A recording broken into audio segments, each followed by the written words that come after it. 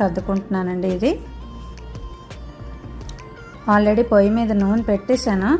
అది వేడెక్కే లోపల మనం ఇలా 3 జంతికలు ఒకేసారి మనం పిండేసుకొని ఉంచేసుకుంటే నూనె వేడెక్కగానే మనం వేసేసుకోవచ్చండి.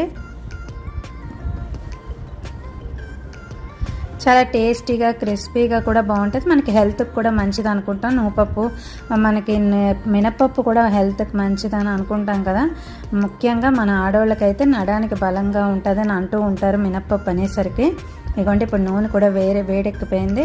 దాన్ని ఇలా తీసుకొని మనం వేసేసుకోవడమే. ఇప్పుడు కాగిందా లేదని ఒక్కసారి చెక్ చేసేసుకొని కొంచెం మనం కాగిపోతే మనం వేసేసుకోవచ్చు.